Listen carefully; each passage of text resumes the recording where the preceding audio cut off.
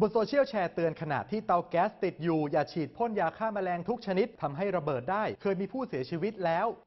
ชัวร์เหรอเรื่องนี้ถ้าจริงก็น่าตกใจและควรรีบบอกเตือนกันครับแต่ก่อนจะแชร์ต่อต้องเช็คให้ถูกชัวร์ศูนย์ชัวร์ก่อนแชร์สำนักข่าวไทยอสมทสอบถามกับผู้อำนวยการศูนย์ความปลอดภัยอาชีวะอนามัยและสิ่งแวดล้อมจุฬาลงกรณ์มหาวิทยาลัยครับที่เขาแชร์เตือนนี้จริงไหมครับผมเชื่อครึ่งหนึ่งติดไฟเรื่องจริงถ้าเราไปดูที่กระป๋องเราจะเห็นเลยทุกอันเนี่ยจะมีสัญลักษณ์รูปเปลวไฟมีกากบาทอยู่แปลว่ามันไวไฟอย่าเอาไปใช้ใกล้ไฟเป็นคำเตือนที่ต้องมีอยู่แล้วแต่ถามว่ามันจะรุนแรงถึงขนาดระเบิดแล้วไฟคลอกเสียชีวิตอันนี้หรือเปล่าผมไม่สามารถยืนยันได้ตัวการสำคัญคือสารที่เป็นตัวขับดันเขาเรียกสารขับหรือ propellant โดยส่วนมากเขาจะใช้แก๊สบิวเทนแก๊สบิวเทนนี่คืออะไรก็แก๊สหุงต้มที่เราใช้ตามบ้านเนี่ยแหละอุณหภูมิห้องจะเป็นแก๊สแต่ว่าเวลาอัดเข้าไปใต้ความดันอยู่ในกระป๋องเนี่ยก็จะลักษณะเป็นของเหลวเราเขย่าดูกระป๋องสเปรย์นี่จะรู้สึกว่ามันมีของเหลวอยู่ข้างในเมื่อไรก็ตามที่เรากดสลักเนี่ยกดปุ๊บมันก็จะเชื่อมต่อข้างในกับบรรยากาศข้างนอกความดันก็จะลดตัวบิวเทนมันจะเดือด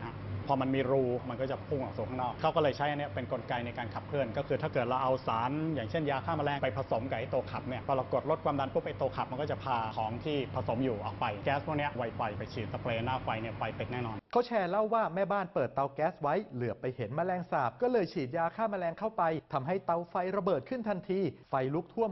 65% จนต่อมาเธอเสียชีวิตส่วนตัวผมไม่เชื่อว่ามันจะระเบิดถึงขนาดไฟคลอกได้เพราะว่าแก๊สมันจะออกต่อเมื่อเรากดถ้าเกิดไฟมันติดปุ๊บโดยธรรมชาติคนก็ต้องตกใจปล่อยมือพอปล่อยมือปุ๊บไอ้กลไกมันก็ต้องหยุดทำงานละผมก็ยังนึกไม่ออกมันจะถึงขนาดคลอกท่วมตัวได้อย่างไรข้อมูลนี้แปลมาและเก่าแล้วครับพบในหลายภาษาแพร่ในหลายประเทศแต่ยังไม่เคยมีหลักฐานรายงานเหตุการณ์ที่เจาะจงอีกทั้งวันและสถานที่ยังมีหลายแบบอีกด้วยโดยปกติถ้าไม่มีเปลวไฟอยู่ใกล้ๆมันก็ระเหยหายไปไม่เป็นอันตรายแต่ว่าถ้าเกิดเราไปใช้ในที่ปิดที่บริเวณอับแล้วก็มีเปลวไฟอยู่ด้วยเนี่ยมันก็จะเกิดการระเบิดได้ก็คือฟลึบขึ้นมาแต่ว่ามันจะฟลึบขึ้นมาเท่ากับที่เรากดครั้งหนึ่งมันก็ออกมาฟลึบนึงมีไฟอยู่ใกล้ๆก็ฟลึบว่าแต่ว่ามันเป็นเฉพาะยาฆ่าแมลงเหรอครับไม่จำเป็นว่าจะต้องเป็นยาฆ่าแมลงด้วยทุกอย่างที่เป็นสเปรย์นะทั้งยาฆ่าแมลงน้ำหอมปรับอากาศสเปรย์กันแดดสเปรย์ฉีดรองเท้าแม้แต่สเปรย์ที่ฉีดผมจะมีบางสูตรที่อาจจะใช้สารขับดันที่มันไม่ไวไฟแต่มีน้อยนะส่วนใหญ่ติดว่าไวไฟหมดแล้วเก็บยังไงดีครับจริงๆพวกนี้ถ้าเราอ่านเขาจะมีคำอธิบายหมดนะคือปัญหาของเราคือเราไม่ค่อยอ่านฉลาก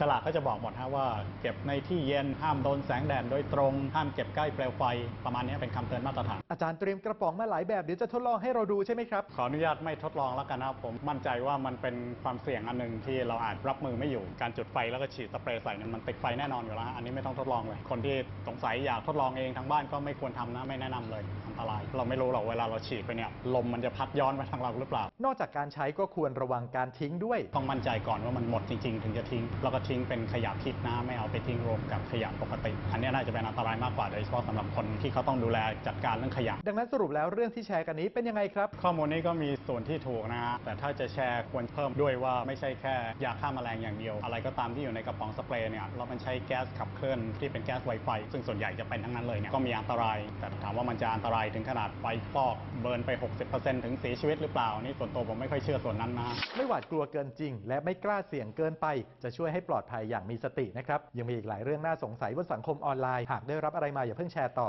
ร่วมตรวจสอบไปด้วยกันกับชัวร์ก่อนแชร์คิดทุกครั้งก่อนที่จะแชร์นะคะสนับสนุนโดยกองทุนพัฒนาสื่อปลอดภัยและสร้างสรรค์